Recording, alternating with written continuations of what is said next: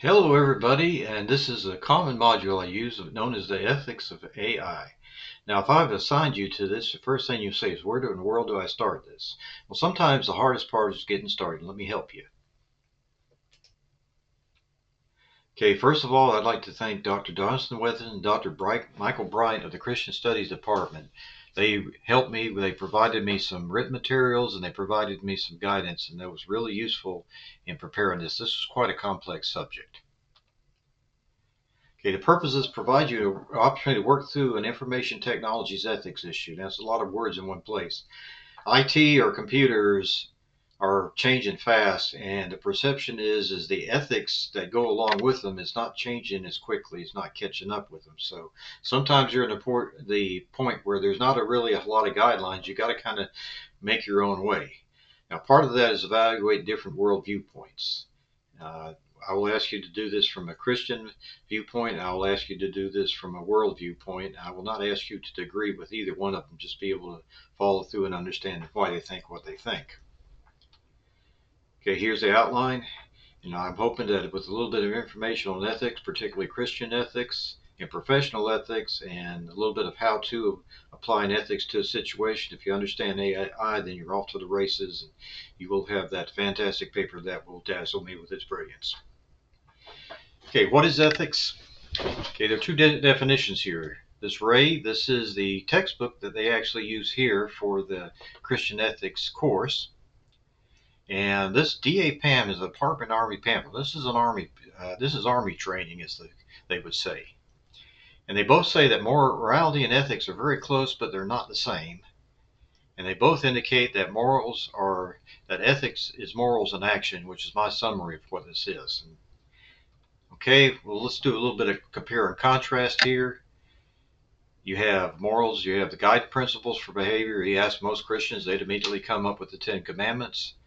Let's look at this, you shall not murder. Seems to be pretty obvious, but okay. Does that mean that you can't participate as a soldier? There were parts in the Mosaic law that required them to kill people for certain offenses. How about that?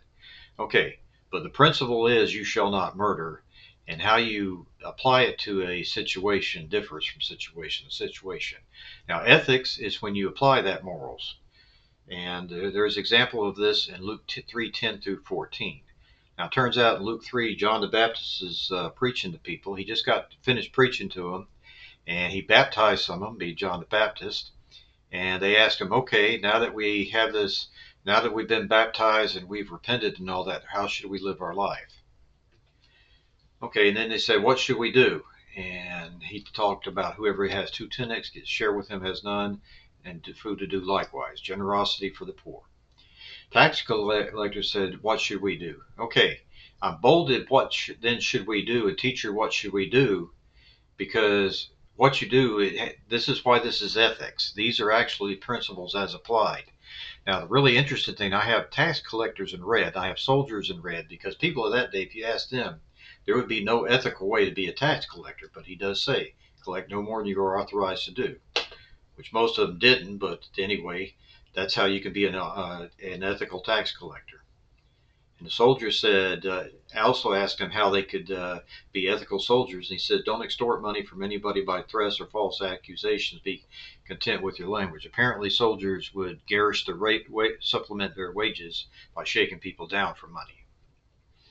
And this is maybe not as stark to us, but as it turns out, in a modern day example, we talk about hackers, but there's such things as an ethical hacker, and that's the hacker who uses his skills to bolster cyber defenses. Okay, so now that we talked about what ethics is, we will go into why we need to study ethics, and we will do that here in a minute.